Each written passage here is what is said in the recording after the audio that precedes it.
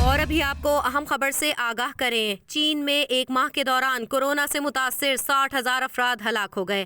آپ کو اہم خبر دے رہے ہیں، کورونا کی نئی لہر پھیلنے کے پیش نظر متعدد ممالک نے چین سے آنے والے مسافروں کا کورونا ٹیسٹ کرنے سمیت مختلف طرح کی پابندیاں عائد کی تھیں۔ تاہم اب حکام نے تصدیق کی ہے کہ چین بھر میں 8 دسمبر 2022 سے اب تک مختلف شہروں میں 60,000 افراد ہلاک ہو چکے ہیں، جبکہ ممکنہ طور پر اس سے دگنی تعداد میں لوگ گھروں میں ہلاک ہوئے ہوں گے۔ چینی عہدیدار نے وضاحت کی کہ 5,005 افراد سانس میں تکلیف کی وجہ سے ہلاک ہوئے۔ انہیں کورونا میں مبتلا ہونے کے بعد سانس لینے میں دشواری کا سامنا تھا۔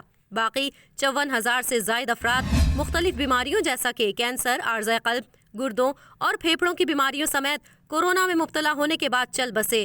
حکام نے بتایا کہ کورونا سے متاثر ہو کر ہلاک ہونے والے مختلف بیماریوں میں مبتلا زیادہ تر افراد کی عمریں 80 سال یا اس سے زائد تھیں، جبکہ دوسرے نمبر پر 65 سال یا اس سے زائد عمر کے لوگ تھے۔ یہ انکشاف بھی کیا گیا کہ دسمبر کے آغاز میں چین بھر میں کورونا سے متاثر ہونے والے 30 لاکھ کے قریب افراد یومیہ ہسپتالوں اور کلینکس میں لائے جا رہے تھے، مگر اب ان کی کیسز کی شرح میں نمایاں یعنی 87% کمی ہو چکی ہے اور اب یومیہ 4.5 لاکھ لوگ ہسپتالوں میں آ رہے ہیں۔ چینی حکام کے مطابق ملک میں کورونا کی نئی لہر اب بے اثر ہو چکی ہے اور حالات معمول کی جانب آ رہے ہیں۔